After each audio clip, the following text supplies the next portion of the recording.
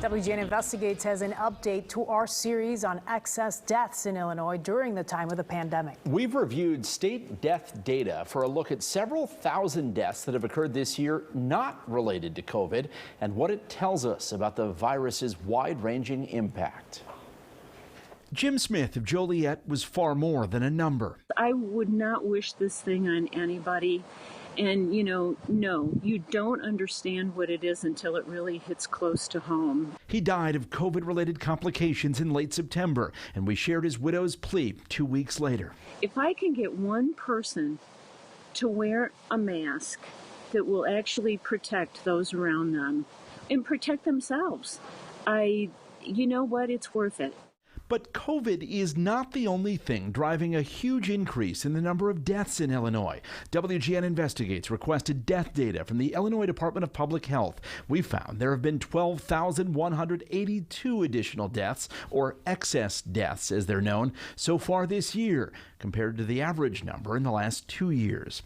8,671 were classified as COVID deaths. That leaves more than 3,500, or 29% of the additional deaths this year not classified as COVID. So some of them will be COVID deaths that were not diagnosed when we didn't have the robust testing. Some of them will be people who may have because of the devastation of this really traumatic event that we're going to have had overdoses. We know that overdoses have increased. Some of it may have been people not seeking care because they were scared of COVID. I think there's a real chance that the excess deaths are related to either not receiving timely health care because there isn't access to it, or due to fear.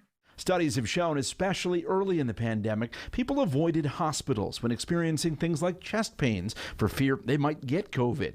A new study published in the Journal of the American Medical Association mirrored Illinois' excess death numbers. Nationally, 67% of excess deaths this year were related to COVID.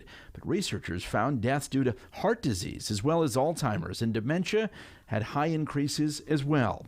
Experts say it's a reminder that people need to seek treatment for illness while still protecting themselves from the pandemic. I think it speaks to the fact that there can be adverse consequences even if the reaction is appropriate.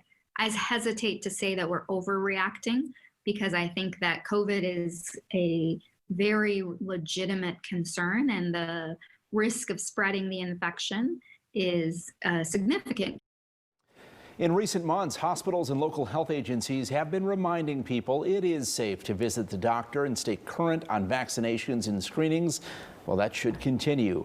Of course, mental health has been a big concern during the pandemic and lockdowns. The CDC is advising public health officials to increase intervention and prevention efforts to try to address mental health concerns. Let's head over